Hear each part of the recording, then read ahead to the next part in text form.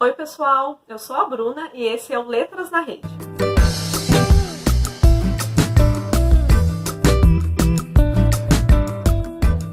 Nessa série de vídeos, a gente está falando sobre as leituras obrigatórias do vestibular da URGS 2021.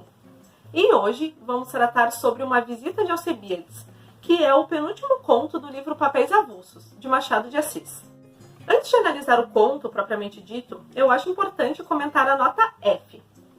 Nessa nota, o Machado afirma que Uma Visita de Alcebiades teve uma primeira versão, que foi publicada sob pseudônimo e da qual ele aproveitou apenas a ideia. Essa primeira versão, mencionada pelo Machado, foi publicada em outubro de 1876, em um jornal chamado Jornal das Famílias. Anos depois, o conto ganhou uma segunda versão, que foi publicada no jornal Gazeta de Notícias em 1º de janeiro de 1882. E foi essa segunda versão a escolhida pelo Machado para compor as páginas de Papéis Avulsos.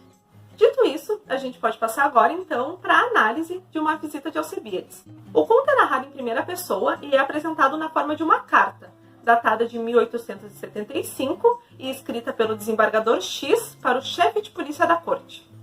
Nós, leitores, não sabemos o nome desses dois personagens. A gente sabe apenas a função que eles exerciam. Nessa carta, o desembargador conta que, enquanto esperava a hora do cassino, decidiu ler Plutarco, que foi um filósofo, historiador e biógrafo da antiguidade. Vale comentar que cassino se refere ao Cassino Fluminense, um local onde aconteciam as principais festas da corte brasileira, sendo de bom tom que as pessoas que pertenciam à elite do Rio de Janeiro fossem sócias do Cassino Fluminense. Durante a leitura de Plutarco, o desembargador se deparou com a história da vida de Alcebiades, que foi um militar e um político ateniense, conhecido por ser muito talentoso, mas também inescrupuloso. O desembargador conta que se imaginou na Atenas de Alcebiades e se questionou qual seria a opinião de Alcebiades sobre o vestuário moderno, sobre as roupas utilizadas no século XIX. O desembargador era adepto do espiritismo, uma doutrina que ganhou força no Brasil durante a década de 1870. O desembargador acreditava que o espiritismo seria a solução para os problemas históricos, pois, em vez de a gente pesquisar o que aconteceu por meio de documentos e livros, a gente poderia simplesmente evocar os espíritos e perguntar diretamente para as pessoas o que de fato aconteceu. Sendo assim, o desembargador decidiu, então, evocar o espírito de Alcebiades, que, para sua surpresa, atendeu ao chamado. Porém, o Alcebiades não apareceu em espírito, mas em carne e osso. Era o próprio Alcebiades redivivo.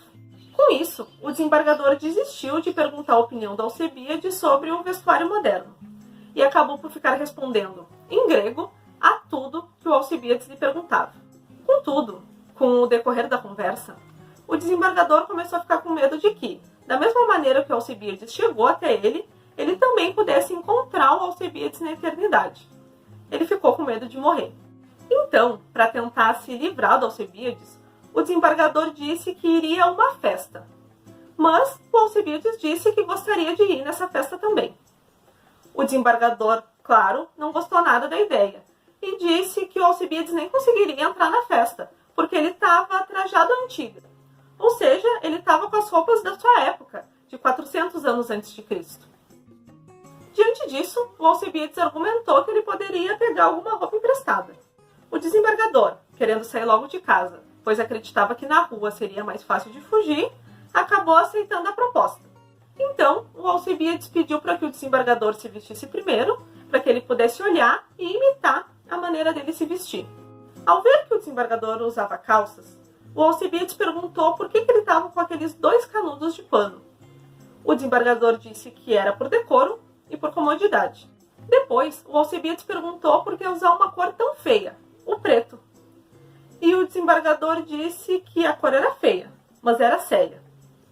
E ao notar que o desembargador estava colocando uma gravata, o Alcebiades se assustou, pois achou que o desembargador estava tentando se enforcar, e pulou em cima dele para tentar evitar que ele se matasse.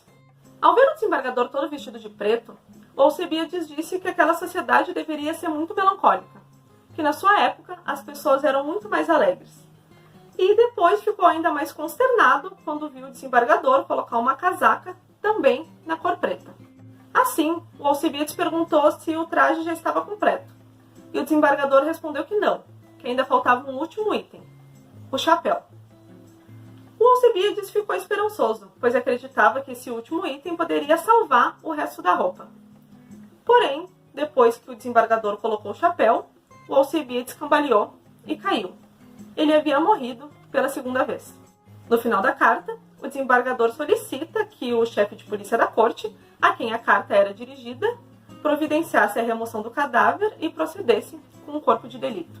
Diante desse enredo, a gente pode focar agora em alguns pontos relevantes da história.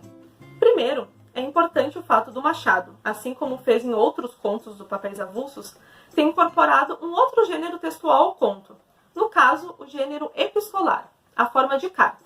Também é interessante o Machado ter trazido um personagem histórico para o conto, alguém que realmente existiu, o Alcebiades, assim como ele faz, por exemplo, em O Segredo do Bonzo. E também é legal a referência feita ao Plutarco, que é uma figura de destaque da cultura grega. Além das referências gregas, a gente também encontra referências à época e ao local em que a história se passa. O Cassino Fluminense, por exemplo, é um importante marco do Rio de Janeiro do século XIX. E a crença do desembargador no espiritismo também aborda um assunto que estava sendo bastante comentado na segunda metade do século XIX no Brasil. E o Machado trata desse assunto de uma forma irônica, pois em vez de Alcebiades aparecer em espírito, ele aparece em carne e osso. Ele revive para acabar morrendo novamente. Um ponto central de uma visita de Alcebiades é a moda. No século XIX, era esperado que os homens usassem roupas pretas, pois o preto simbolizava seriedade, compostura e competência. Além disso, as roupas eram rígidas, com calças e casacas. Trajes muito diferentes dos utilizados na época de Alcebiades, que eram aquelas túnicas de cor clara e bastante confortáveis. Isso explica a surpresa de Alcebiades com as roupas do desembargador. Na visão dele, a única explicação para alguém utilizar roupas como aquela seria que a sociedade do século XIX era uma sociedade extremamente melancólica.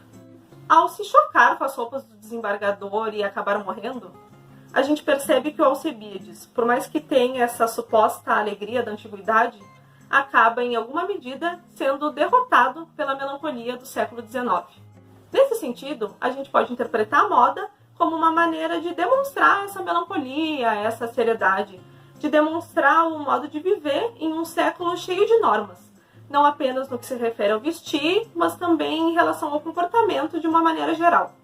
Quando as roupas do Alcebiades não se enquadram na moda do século XIX, e ele, Alcebiades, também não consegue se adequar a essa moda em que os homens usam preto e roupas apertadas, a gente nota que não há uma possibilidade de conciliação ou de adaptação, que o modo de viver do Alcebiades não tem espaço no século XIX. Então, com a morte do Alcebiades, a ironia do Machado acaba ganhando um viés melancólico, assim como a seriedade do século XIX.